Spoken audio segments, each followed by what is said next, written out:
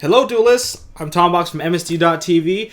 Wait, before you watch this video, part 1 of the top tier timeline is hosted on Galactic Gods channel. So if you haven't seen part 1 and you want to care about how Yu-Gi-Oh! Top tier kind of all started, go to his channel. The link is down below or somewhere around here.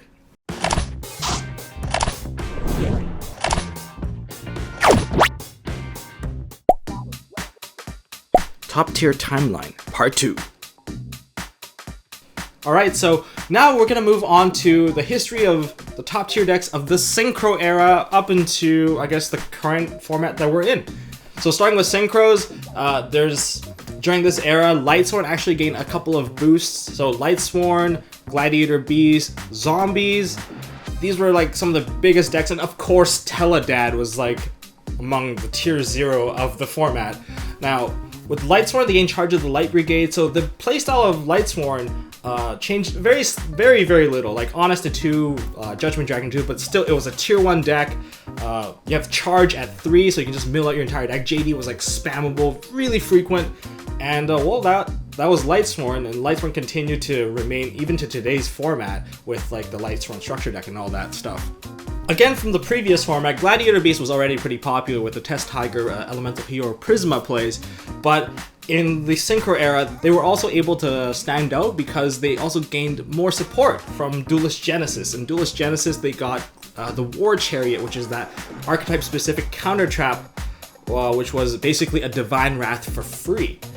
And with all the back row that they played, it was very difficult to handle the Gladiator Beast player because, of course, they still had the Gyzarus combos. They had all this advantage-based giant pushes that made the deck so devastating. Now onto the most popular deck of the format, the tier 0 that was, why did Konami bother letting us play this? It was Teledad. Tele means emergency teleport. Emergency Teleport was released during the Duelist Genesis, and this was the dawn of Synchros, the deck that really utilized Synchros. There was, of course, Teledad, and there was like the zombie variants as well, but I'm going to focus on the one that used the Destiny Hero engine. The deck was super consistent. It ran basically, I think about 18 cards total, because mainly, like, the names of each card, you ran multiple copies of each one. You ran triple Malicious, you ran 3D Draw, you ran maybe a copy of Diamond Dude, maybe a copy of Doomlord just for more targets. You had Stratos, of course. And what else do you play? You played triple E-Tele for your Krebons, and so when you actually have all your Darks in there, you can just spam out all your Synchros. And this was the triple Solemn Judgment format. Holy crap, like, put out a Stardust Dragon and you set 3 Solemn Judgment, and you hope that your opponent will try to break your board. Heavy Storm was available, but Stardust can negate that. Solemn Judgment can negate that. It was a very hard to play format for anyone that wasn't playing Teledad, because I don't think anyone can actually set up once Teledad was like pretty much ready to handle you, and then Darkheim Dragon was like icing on the cake because the whole deck was basically dark. In the Teledad deck, there was also one really brutal combo that you can use against your opponent, which is Set Sangan and Crush Card. That basically won you the game. Like, there's like, what are they gonna do? Like Gladiator Beast, most of their monsters will be blown up right away. There's like no way they can dodge it. Against other Teledad players, you can blow up all their Darkheim Dragon, you can blow up their Stratos. Like, that was pretty devastating. Lightsworn, same thing. There was a ton of monsters in Lightsworn that had high attack. I know Lumina, although Lumina dodged it, and you kind of recuperate with Lumina, but you lose like Lila, you lose Jane, you lose, I don't know, Celestia, you lose your Judgment Dragons. So there's a lot of things that hit, and it was pretty devastating to get hit by this combo. And funny enough, Crush Card did not get banned in the next list. Well, moving on out of Teledad. Now, Teledad got a significant, Teledad got smashed by the ban list. A lot of cards got hit, and this allowed the new Synchro decks to come out, starting with Blackwings. Blackwings, seriously, I don't think the format really got too different because OTKs were just everywhere, and Blackwings was one of the best at, pushing out OTKs. Like with Triple Whirlwind and Triple Gale, people synchroed into level 7s constantly. With Black Rose, they also had Armor Master, which was like a pain in the ass to deal with back then. Like, you take no battle damage and can't be destroyed by battle. He held the board all the time, but the most significant monster at the time was Dark Strike Fighter. Now Dark Strike Fighter has been errated now, but back then he was not once per turn. And he can attack as well. So basically, if you had Dark Strike Fighter, he would deal 4k to the face by himself. The other deck that really spammed Synchros, and I would say was better than Blackwings, was Cat Synchro. Cat Synchro abused Rescue Cat like no tomorrow. It ran a lot of spellcasters. I believe they ran Summoner Monk, and used Summoner Monk's effect to summon out the Rescue Cat, and Rescue Cat would spam out 2 X-Saber Airballum. And this card first came out in the starter deck of that era, and then basically you have 2 attacks that could rip apart your opponent's hand if they didn't really set up anything, or you can synchro into Arcanite Magician, which sets up your entire play. Arcanite Magician just pops 2 cards for free, and well, if you don't pop stuff, it's still a 2400 attacker. So Arcanite Magician like controlled the field, and well, basically you had really fast synchro plays, and you go into double Dark Strike Fighter OTK. Basically, if you can make 2 Dark Strike Fighters attack with both, burn them both off, that's exactly 8k. That was Cat Synchro. And that would cover most of the times when I played during the Synchro era. Eventually, I kind of dropped off. I'm gonna let Oscar continue off with the remainder of this list. Alright, thanks Tombox. Oscar here. Hasn't been a while since my last video, but here I am, and I'm going to begin with talking about my very favorite deck ever, X-Sabers. Now, X-Sabers was a complete trash deck that was released in Hidden Arsenal. Complete garbage, but there was one saving grace card, Fault Troll. And it wasn't useful until Absolute Power Force came out. And Absolute Power Force came out, it came with Emmer's Blade and Hunlei. Emmer's Blade was an amazing card because it lets you tutor out basically any card you want in the deck. And Hunlei, well, it was basically the best synchro in the game outside of Brainiac at the time, giving you a Heavy Storm and a beater.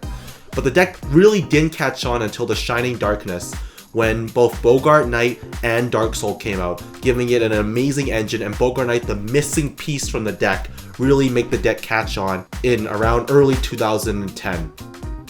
Now, the deck focused really basically on stalling until you could draw your combo pieces and make huge pushes with a Bogart, another monster, and a Fault Troll, or a Gotham's Emergency Call.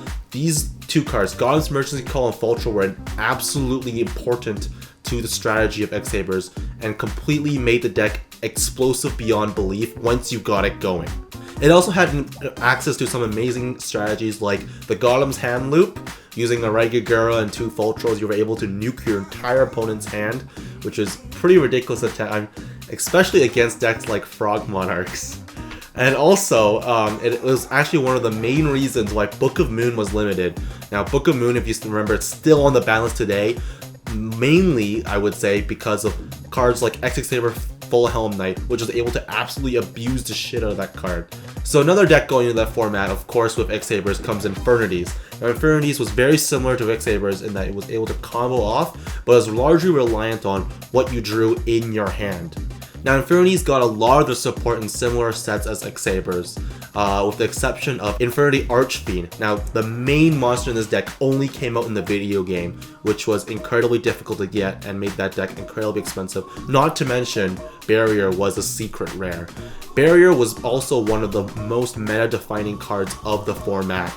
It being a counter trap and be able basically to negate anything you want for free was absolutely absurd and incredibly difficult to play around. One of the very few ways you could play around it was wait in your opponent's standby phase where he was forced to have a card in his hand before you did anything to him.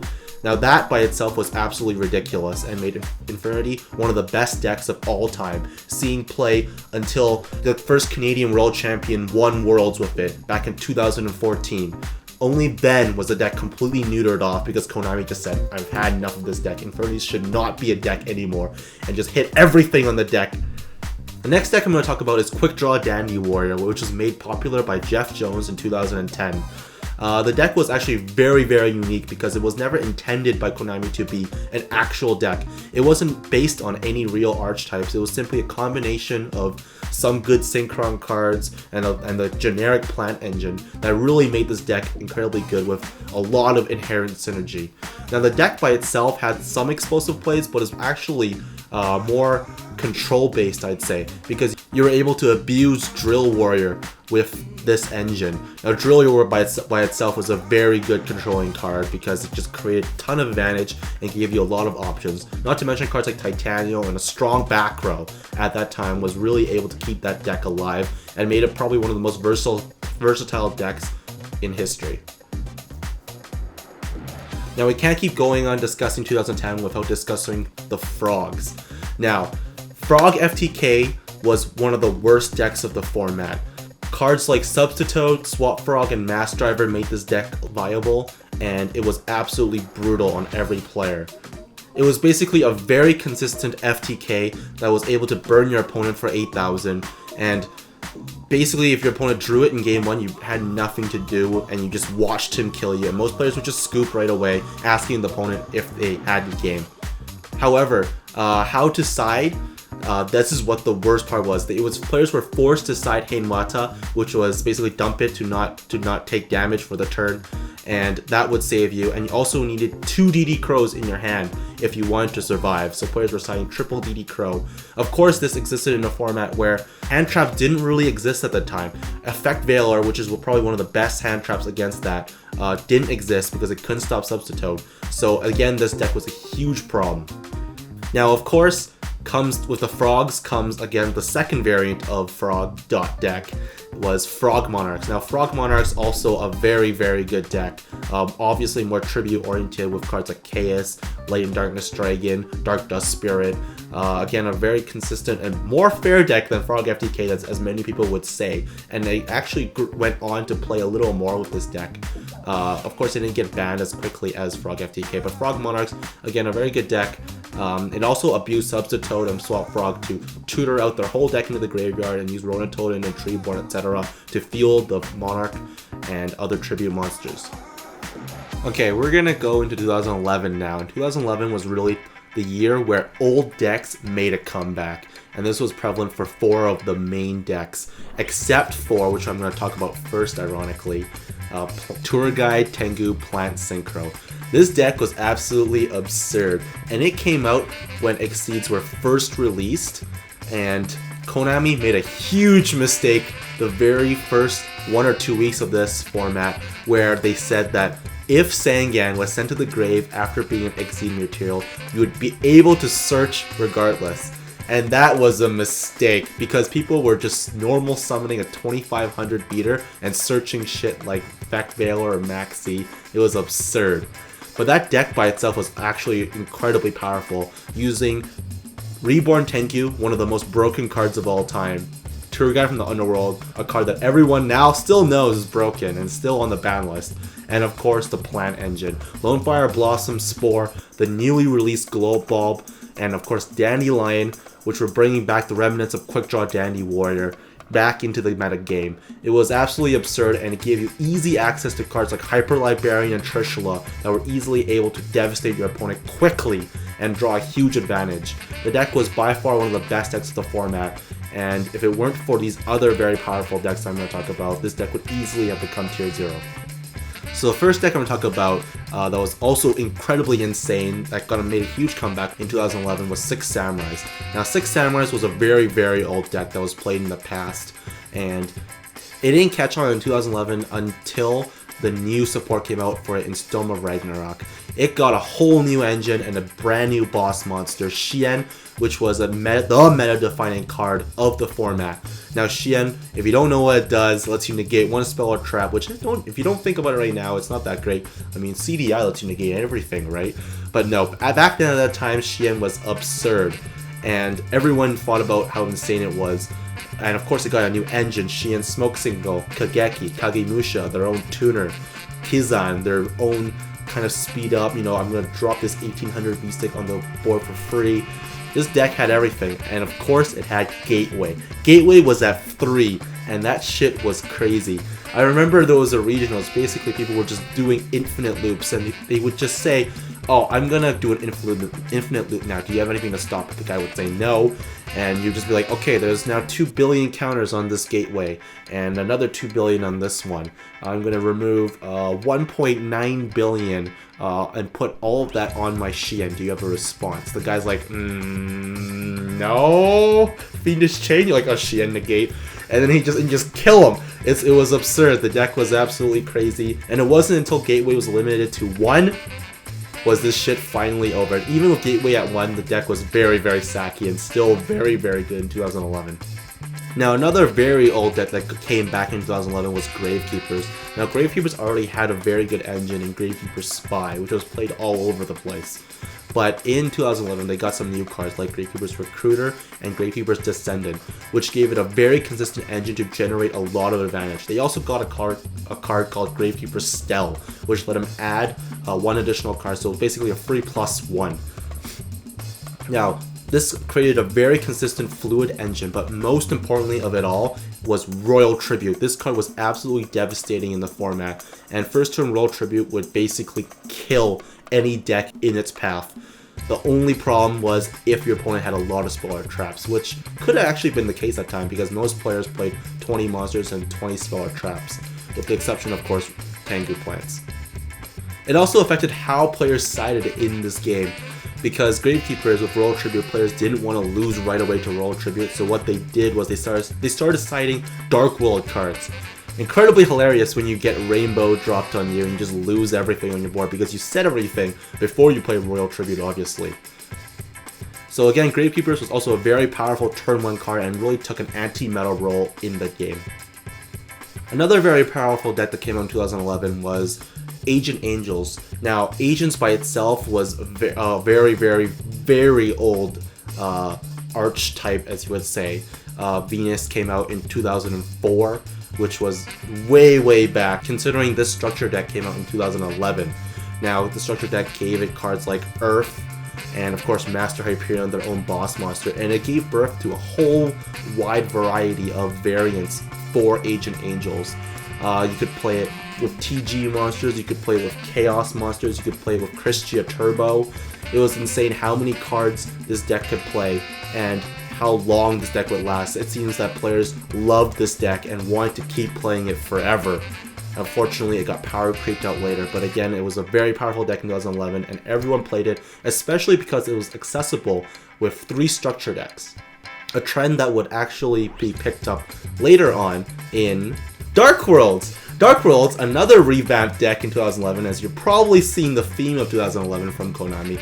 Someone in corporate headquarters was like, fuck it, let's just put a bunch of old decks back together, and Dark Worlds was next on the list. They got their new boss monster, Grapha, and they got a whole new engine.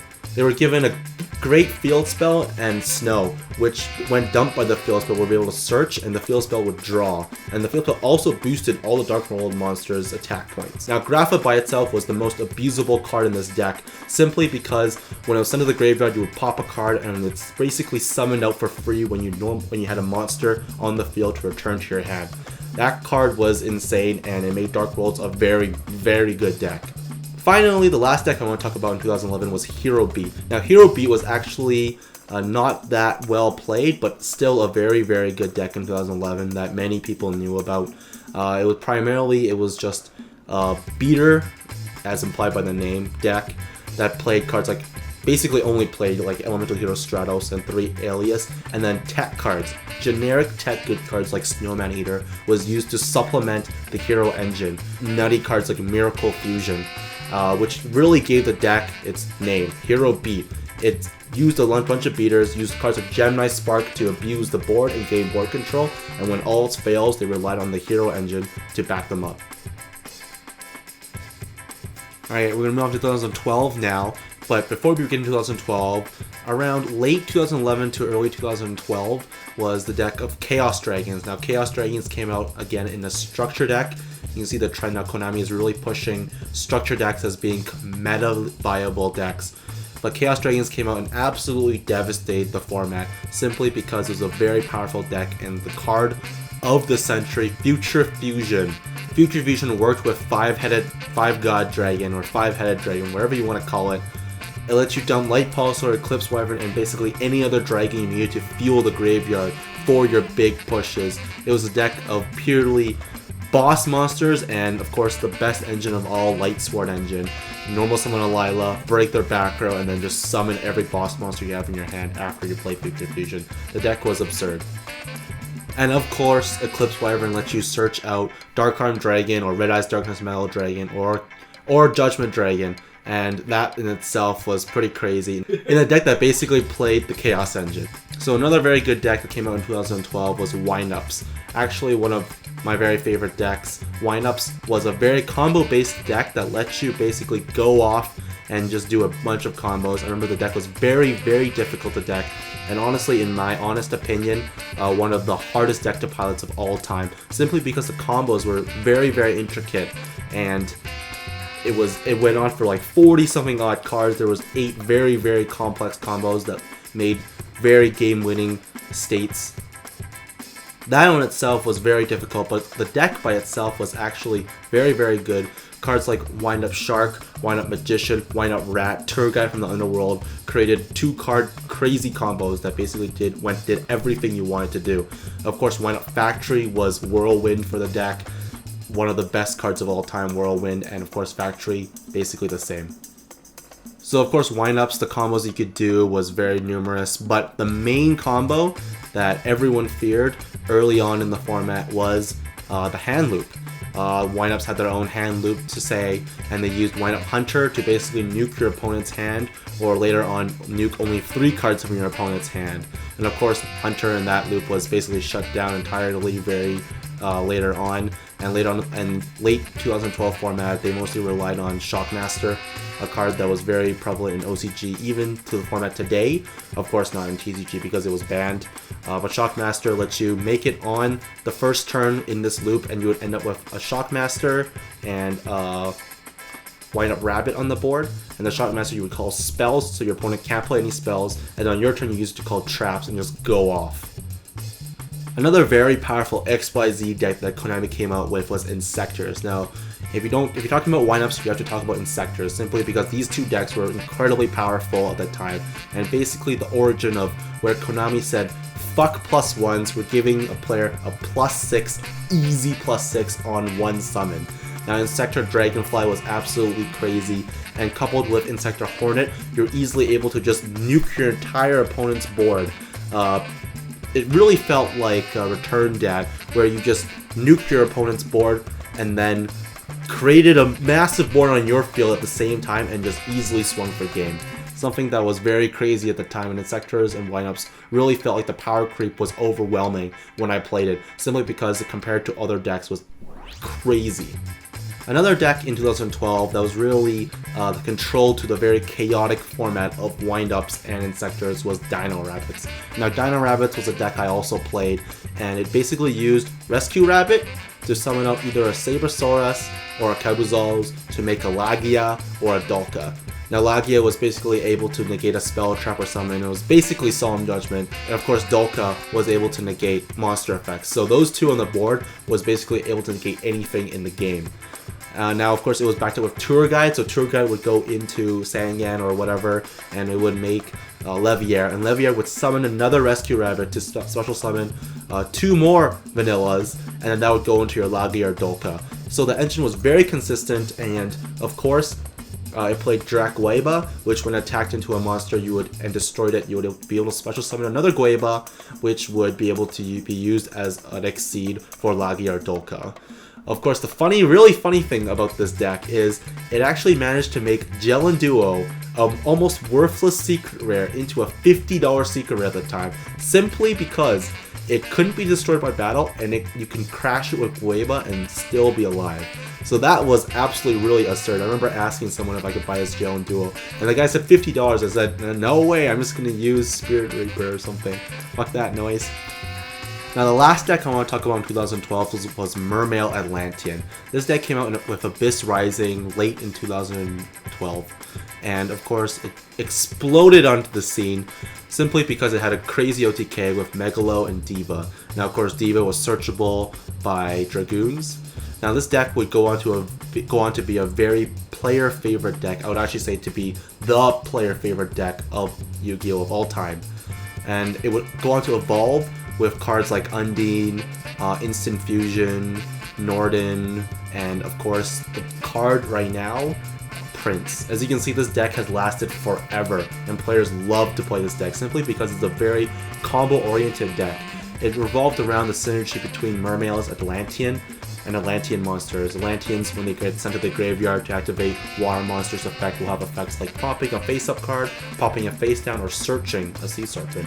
Now, Mermail is a very powerful engine. Cards like Megalo, Teus, Pike, and Gund, and of course Abyss Sphere were all very powerful cards in the deck, and together the deck matched together very well and played incredibly powerfully.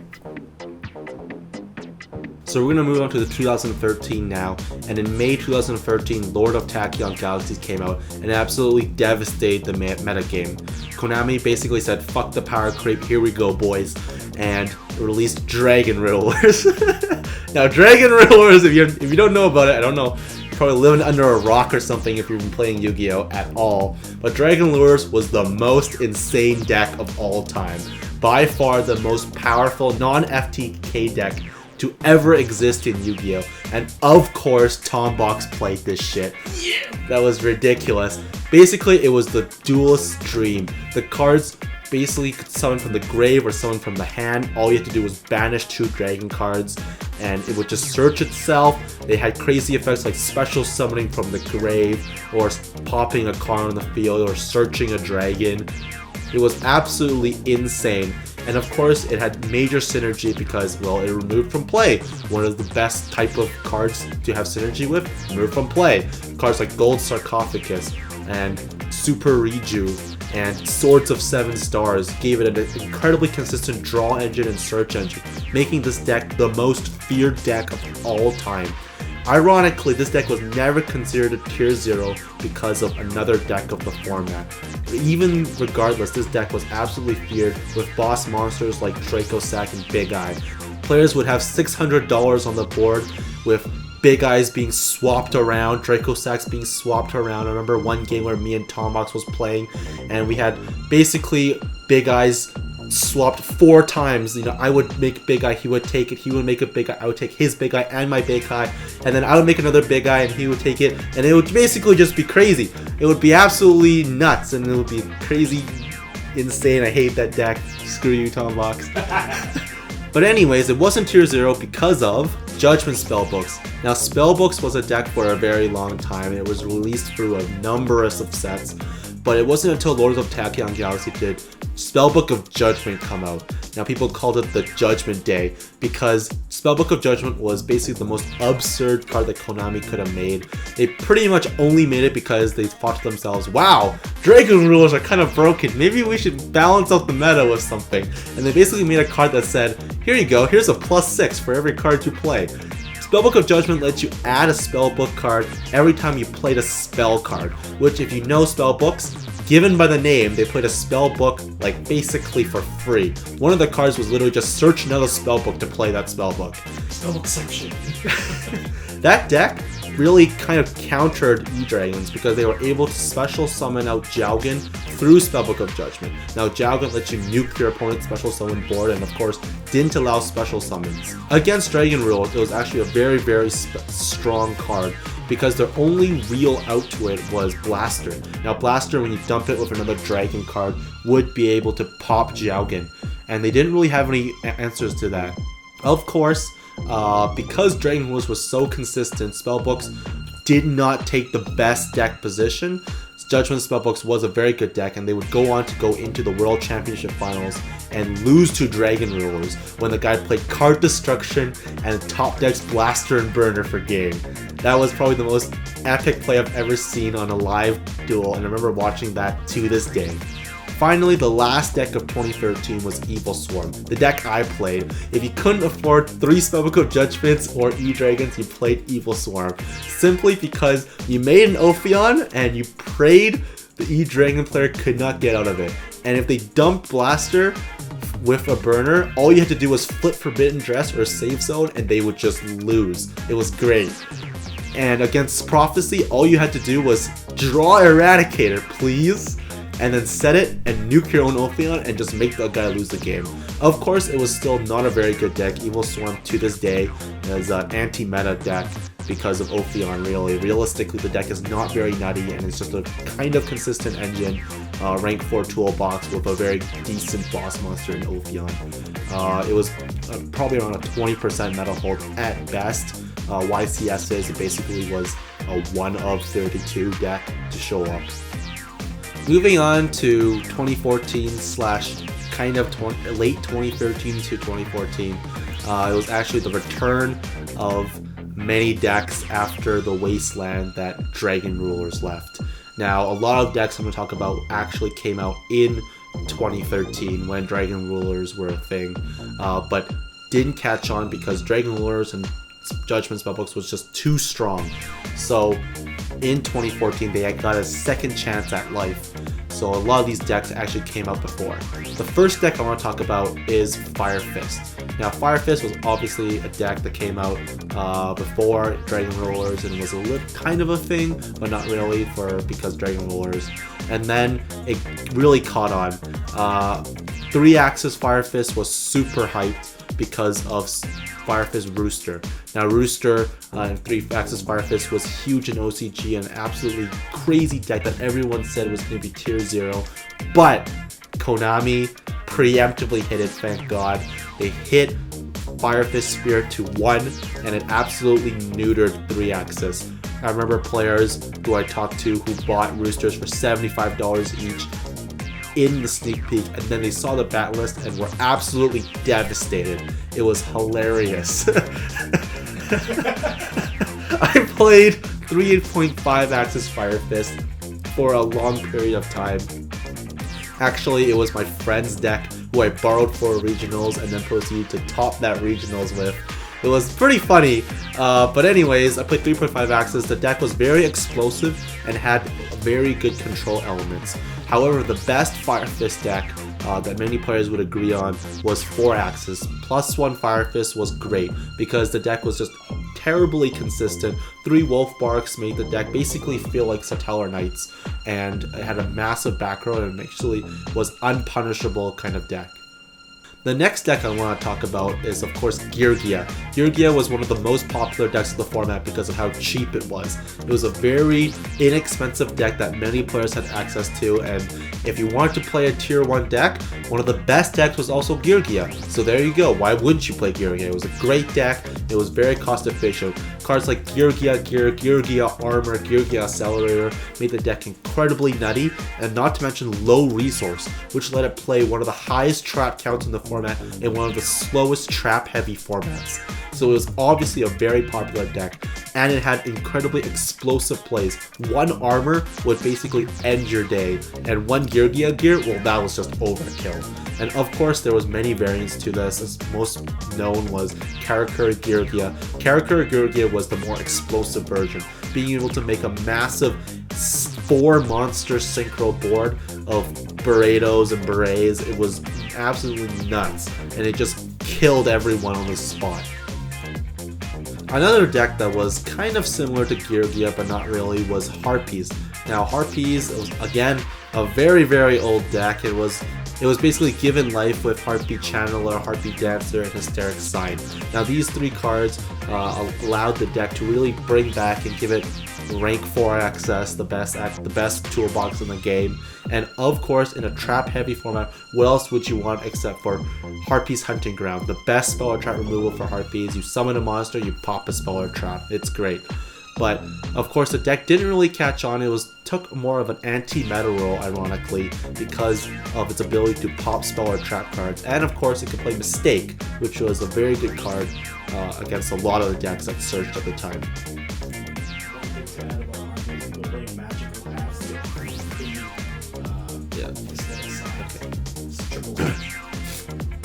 And a funny thing about Harpies was they played Magical Hat. Now Magical Hats, you can set Hysteric Sign, and you would basically just search free cards because it would, at the end of the turn, or end of the battle phase, sorry, it would go to the grave anyways, and it didn't really matter. All you had to do was resolve the Magical Hats, and you would search 3 monsters, which was crazy. Another deck I want to talk about was Bujins. Now Bujins was kind of a off-meta role. People didn't really know where it stood because it was a control deck, but it had some nutty plays, so people built it different ways, especially with the release of Hirume. It wasn't really certain, but it was still a very good deck. I would call it more of a control deck simply because of how, well, helmet that people called it. You would summon Yamato and you would dump a hare, turtle, or you have a crane in hand, and basically you would just use it to cycle through your defensive cards. It was basically a one card search all your defensive card, pretty much Stratos for the deck. And played a bunch of background, a bunch of floodgates, like Vanity's Emptiness you could play with, Kaiser Coliseum you could play with. It was a very annoying deck to play against. And when all else failed, you have the best card for comeback, Bujin Carnation, the free Monster Reborn ×2, and that card was absolutely crazy in the deck because it could mate Susano, and Susano would just clear your opponent's board, and it was hilariously fun because I played this deck and it was honestly very annoying to play against. Another minor deck I'm going to talk about is Hieratic Dragon Rulers. Now, Dragon Ruler players got really salty. Tombox!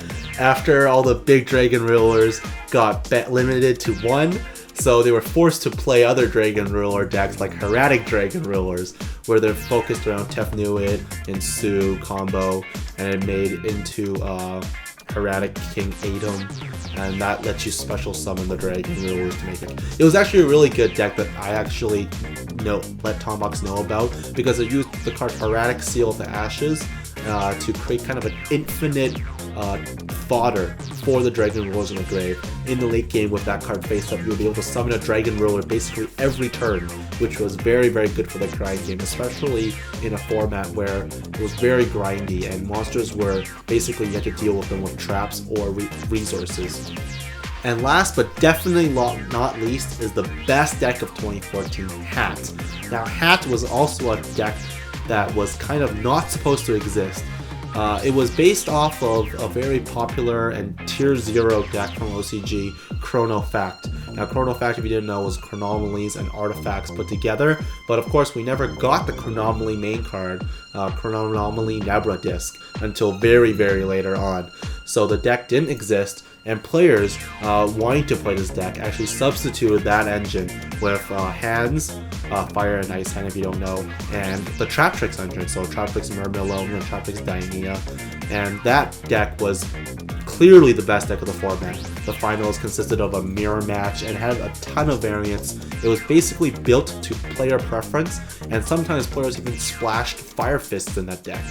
The deck was very, I would say, unique in the case that it was basically a bunch of just good cards put together, something very rare in this archetype centric format where people would play Bujin, Fire Fist, Harpies. You know what the guy's playing, but when you're playing Hat, it's basically just, oh well, he's got hand, he's got artifacts, and he's got some Trap Tricks monsters, and basically everything in between is fair game. You never know what's in the back row and what that player likes to play.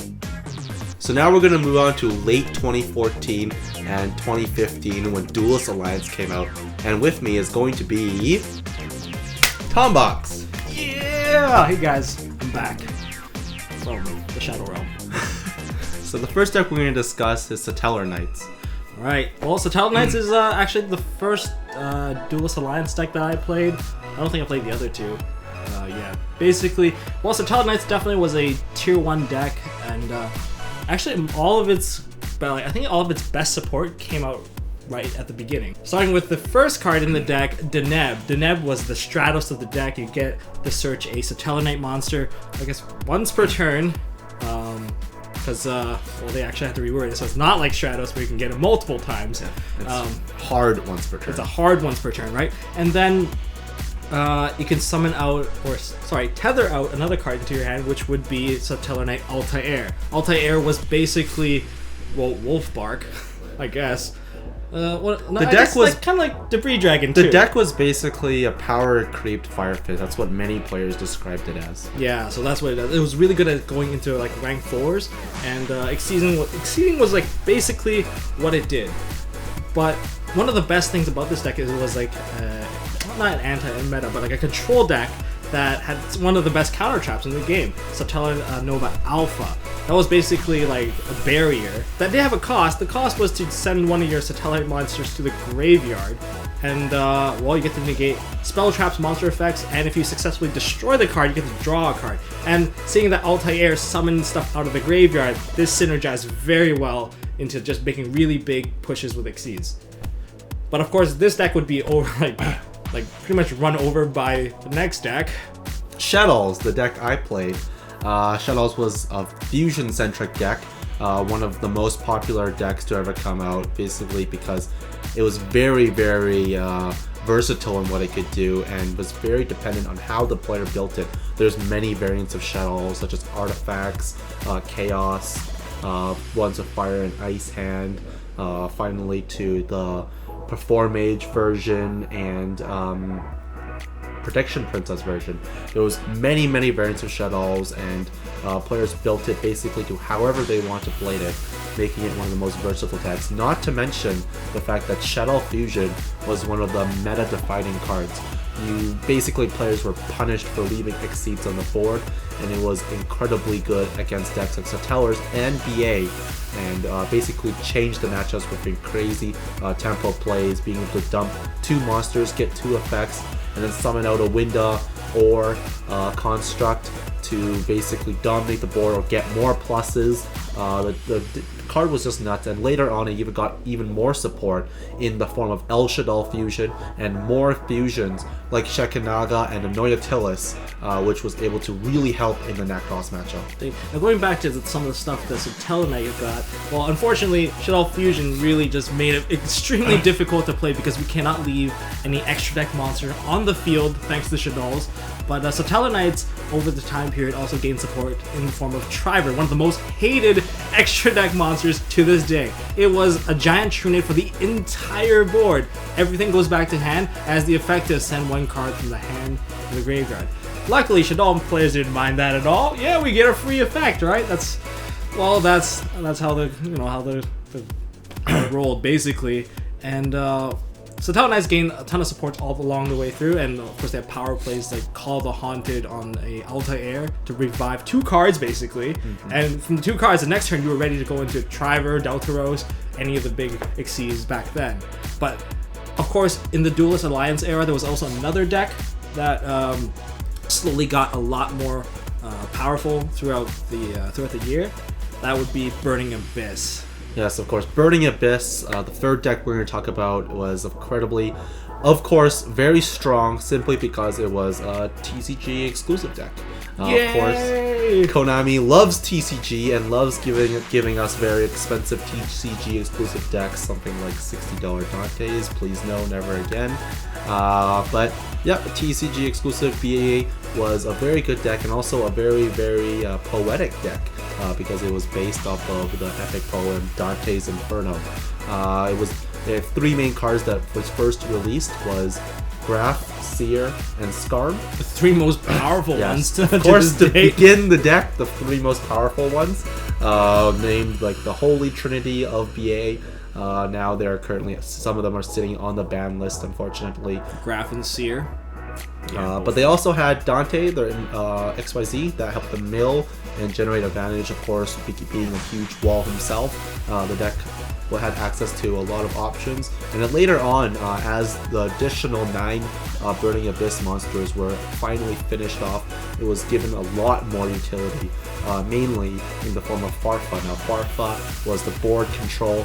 It banished basically any monster on the opponent's side of the field, and that was it. It came back, but it was very good. Calcab, also a very good card. Yeah, Calcab cleared like face down back row so they could actually have a very safe swing. Dante, of course, wasn't very strong by himself until he milled. But basically, you're just dealing with a board full of, well, 25 beat stick monsters and of course they all had the ability to summon out of the hand too. Yeah. The only restriction with this deck, unfortunately, was you can't have any other named monster for the fiend type ones. Not really a restriction for a Burning Abyss deck, but regardless, the deck also was one of the best floater decks of all time. All their basically the big 3 all had crazy floater effects when they sent to the grave, making cards like Phoenix Wind Blast, sending cards from the hand to the graveyard as a cost. That's not a cost. Basically not a cost anymore. That's a trigger. Yeah, basically you're just using it to activate an effect, and players all thought it was bullshit. Personally, as a longtime player,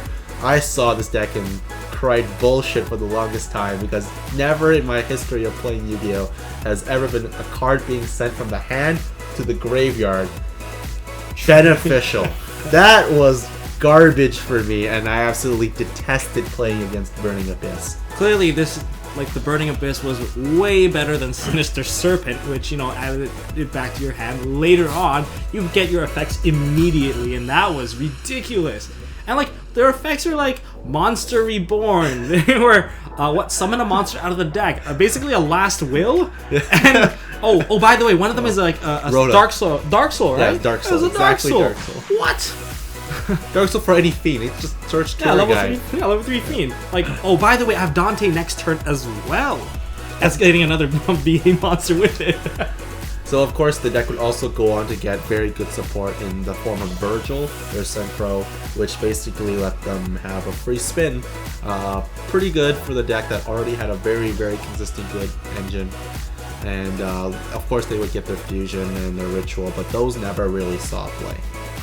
So for the next deck, moving on into, I guess, one booster pack later, one set later, we got Qliphort. Now, I played Qliphort quite a bit. This was the very first Pendulum deck that actually received, I guess it was the very first top tier Pendulum deck. Since, I guess, Performer Pulls did exist, and Odd Eyes Pendulum Dragon, that also existed. But, well, there was not a lot of things happening with Pendulums because people thought that they were very slow. Like, oh man, I have to commit 2 cards to actually get summons out. And what if I just get MST? You know, those are all like main concerns back then. But Qli's were just on a different level. Yeah, Qli's changed everything with the card Qliphort Scout, which was basically just monkey board. Monkey board every turn, actually. Konami, please don't hit this card. Please change it. But anyways, Scout, when you play it on the scale, lets you search any Qliphort card, even spell or traps, and you can use it to complete your scale or search Sacrifice, which was basically another Scout. The deck was also very, very fast in its ability to OTK. It just pendulum a bunch of monsters out, especially the addition of Wavering Eyes very late into the format, let it build into Qliphort Turbo. Turbo Towers? Yes. Oh my god. Qliphort Turbo Towers, whatever you want to call it. Basically, you summon towers and pray the guy can't kill it. Basically as helmet as it gets. It was great. Well, there was actually more to this deck. This deck was the most floodgate-oriented deck by far for an OTK deck. You ran triple Vanity's Emptiness, triple Skill Drain. Why? Because the lowest level of the monster was 5 for Scout, but who's the vanilla? Who cares? He's always on the scale. Like, if he's not on the scale, what are you doing? Okay? Maybe he died, but everyone else was level 6 and above. However, what was important was they can be normal summoned out of the hand without tributing. And like they had some of the effects similar to Monarchs, except that rather than getting it when they are summoned, they get it when they're tributed. And the level 6s controlled the board by like spinning cards back into the hand. You can also like destroy back row. You had like pretty much everything. And of course, when you normal summon these guys, they're unaffected by like monster effects that were lower than themselves. Like the level really mattered at that point. And also ranks too. So you can't even use like Xyz monster to deal with these guys. That's why Towers was so scary, because he was like the immune god that everyone had to deal with, and that was pretty crazy. And that's what made them so strong. Yeah, of course they also had access to Qliphort Disc and Qliphort Stealth. They're 2 boss monsters really outside of the third one. Qliphort Skybase, Shell, Qliphort Shell, yeah. Qliphort Shell. But of course, Disc, when it was tribute summoned, let you summon 2 more monsters. Crazy easy for OTK access. And Stealth, the control card, which was basically, I get to bounce 1 card on the field and you don't get to respond. And not only that, he actually sets up a long chain. Say you tributed 2 guys, you tributed a Helix, you tributed a Carrier. For Stealth, Chainlink 1 and 2 will be the Helix and the Carrier, Chainlink 3 will be the Stealth, and guess what? Your opponent cannot respond. And even if Skill Drain was on the field, it's a condition that you can't respond to it, so there is still no response to him if there's Skill Drain. What a journey this has been, going through all our decks. It's been truly nostalgic for me. This deck takes the cake. This deck takes the cake for both of us, and of course we're talking about the blue deck itself, with the blue MST in the background, wearing the blue shirts. We're talking about Nekroz. That's right. Nekroz came out in February, really early on in the format, really. And actually stood the test of time for being such a strong deck. You would think that this deck would get hit really early on, but no. Well, let's get into the blue deck. How did it start off? Well, it started off absolutely insane at YCS Tacoma, the event I personally attended, and Brionacs were going for somewhere like $200 a piece. The deck was supposedly tier 0 at the time, and boy did it show up. That deck was absolutely absurd with preparations at 3, Brionac at 3. So consistent. It was Teledad consistency. Yeah, the deck basically drew and the whole hand was replaceable the moment you draw it. It was crazy. And one of the interesting things about YCS Tacoma, I think I made a note when we did the interview with you. Basically, there was I think $35,000 worth of Brionacs at that event. Yep. Yeah, it was disgusting. It was, what the hell? Remember that story of people buying boxes after boxes only for that one card because there's one Brio per 5 box, and Brio was a very key card because it was a search all. It can search. Well, it wasn't a search all, but it made it a search all because you can ditch Brionac to add any Nekroz monster, including Colossal, which could add any of the Nekroz spells. And of course, Unicorn can fetch back any Nekroz card in the graveyard. So basically, Brio was the search all. And one of the main pieces of this deck, of course, we had our own, well, I guess not just one boss monster. We had a lot of boss monsters in this deck. It was the deck was very scary for a lot of reasons. Unicorn was absolutely crazy on the board and in the hand. Brionac was crazy in the hand and on the board. The whole deck was crazy. Brio answered every single extra deck monster possible. Oh, by the way, go back into your hand. Oh, well, they're extra deck monster. Go back. You're done. Valk was just the crazy card, being the only defensive card and a draw engine. Gungnir, no popping, and quick play effect Regeki. Okay, Trishula. Yeah. Let's not forget about Trishula here. Trishula. I think Trishula, because of Nekroz of Trishula, the format was defined as how it was. You can't play cards, you can't leave cards in your hand, you can't leave cards in the field. You were stuck committing to all-in plays, and Exciting Knight was already like a card that was released at the time. Holy crap. Oh, by the way, you committed through the entire board. One Manju, one Unicorn, Exciting Knight your board. Now I'm gonna proceed to kill you. Yeah, no, the deck was not fair at all. There was a lot of like long chain combos that would result in big OTKs, or you would have draw loops early on in the game, like Digusto Emerald, and of course, let's not forget about Jinlock. Oh god. Jinlock was, by the way, one-sided Vanity's Emptiness. You have to kill my 23 defense monster Colossal, or you can't play Yu-Gi-Oh! Yeah, that was not fun. I'm actually very glad Konami banned Jin. But of course, the deck actually took a number of turns through the ban list. They were the first wrist slap. The first wrist slap. I wouldn't even call it a ban. They hit prep down to 1 and Brionac to 2. Oh. Basically nothing. That's when I said, "Fuck it! I'm gonna join the party." Welcome to the club. Yeah, let's not deal with this Qliphort nonsense anymore. Let's go ahead and play this Nekroz deck. And then they hit it again. Strut went to 1. And of course, Lava Ball Chain was banned. Lava Ball Chain was banned. Dijin was also banned. So that was okay. I played wasn't through. That bad. It wasn't too bad, and I played through multiple regionals with this deck. I think I got invites for 2 of them, and I topped 1 of them. In most of the invite spots were above top 16, so that was actually pretty. I thought it was pretty easy. Actually, it got easier as the list went down. Yeah. Like as more and more cards got hit, I felt like I was more control. Yeah, actually the game actually just felt more fun as the deck got hit more. Simply because it wasn't just super one-sided. Dijin didn't make the games just, oh, do you have an out? No, well, you lose. That was have fun with that game. Or it wasn't like tier 0 Nekroz where it was just like, I have preparation of rights. Yeah, +2 for free. Here we go. Prep rights was absolutely devastating. Of course, it was like a +2, resets your entire combo, and basically that's how this deck really defined the format. And of course, Trishula was still a thing. Everyone thought that Trishula was going to constantly get hit banlist after banlist. He just stayed there, and well, guess what? You still can't play with cards in your hand and on the field, forcing people to run really odd choices. And well, that's pretty much what happened to Yu-Gi-Oh! And as the deck got hit more and more when Strut went to 1, we started looking at all the other Nekroz options that were also released in the Secret Forces, from Exa to Sorcerer. Like, oh wow, these cards can bring back the Strut that got limited. So, well, basically we've just found different combos, and you know, the deck adapted really well and stayed pure. And near the end, the Performage stuff came out too, and people played Performage, basically played Performage Nekroz. Yeah, they played Performages in Nekroz to use with Valkyries to basically abuse the draw engine as much as possible, and they used it to make that rank 4 XYZ Masquerade, so that opponent wouldn't be able to Valk in defense. They would just negate all 3 Valks, and it would be hilarious. Of course, you can only play Valk once per turn anyways, but in the odd case that they had 3 hand traps, battle traps, they would just negate all 3 and just kill the guy.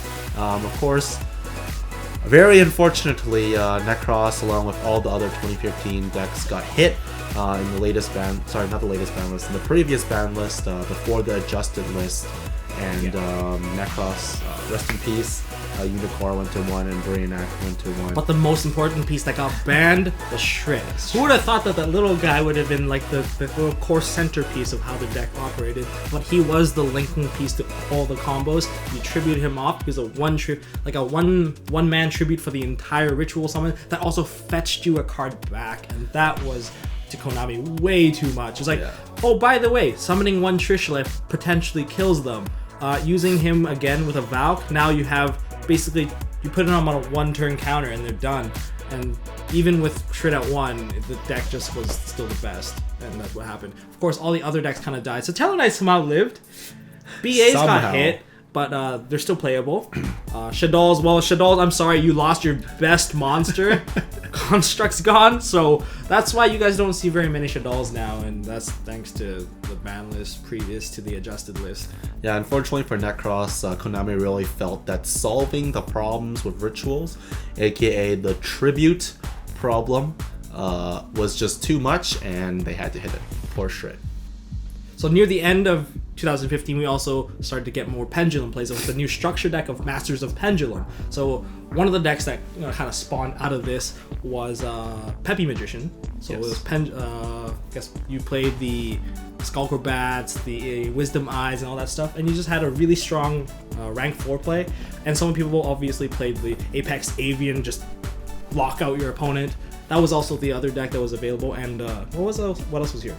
Of course, Pepe by itself was also a very popular deck. Not Performage, Perform-Pal, but what would you just call Pendulum. Performage Pendulum. That's also the variant of what Tombox just mentioned with Magicians, or just straight Pier with just Draco Luster, Draco Slayer, etc. But that deck was also pretty decent on its own. And another deck we have to talk about, of course, is Magispector. Now, Magispector had some of the stupidest effect that people thought, like the protection effect was really ridiculous, and every monster being a searcher was also pretty ridiculous at the time, and had access to Ignister the Draco Slayer, and you also obviously you ran Lusters in the deck too. And I remember Nishi back then said that that's a $5 card for no reason right now. You must just pick them all up, and then like later on, of course, it became a $40 card. But yeah, Magispectors was a very strong card. It had the best control, some of the best traps in the game too, and it was all free, and then you just keep on Pendulum summoning, and it was a very strong control deck. Yeah, definitely. So the last deck we're going to go into, of course, is another North American exclusive deck. Very, very popular deck thanks to the release of Star Wars. Cosmo. Cosmo, of course, when it first came out, I remember someone asking me what he thought about it. What I thought about it was, and I personally thought, oh, it doesn't seem that good right now. But of course, later on, when they get more monsters, I feel like they're going to have some really good effects, and it'll just be really ridiculous because it's just one giant chain. I'm sure we can dig up the video somewhere. It's probably right here. Sorry, Tombox, I ruined your editing. It's alright. But anyways, Cosmo, of course, very, very good. Dark Destroyer being one of the best cards in that deck. On summon destruction, non-targeting, and basically everything you want. Oh, what are you talking about? It's like a 2 tribute Zaborg. I'm just kidding. It's definitely not a Zaborg. It's not even comparable to Zaborg. Yeah, no, there's a reason why that card is almost $200 right now. Yeah, it's ridiculous. But of course, right now, that would be all the 2015 decks. I hope you guys enjoyed this segment of our top tier timeline, going through every deck of every format, basically. I think at the end of the year, we'll do one for 2016, just to reveal what happened in this format. What did Konami do? What did we do? It'd be pretty interesting. Yeah, we might as well. It'll be pretty interesting listening to me and Tombox get really salty about Pepe being hit. Oh, yeah. Well, until then, don't forget to, if you like this video, please give us a thumbs up. If you want to see more, make sure you subscribe. And of course, we'll be doing weekly videos as always. And if you guys have any comments on any decks that we may have missed, please leave it down in the comment section below. And as always, don't forget to hold on to your MST.TV.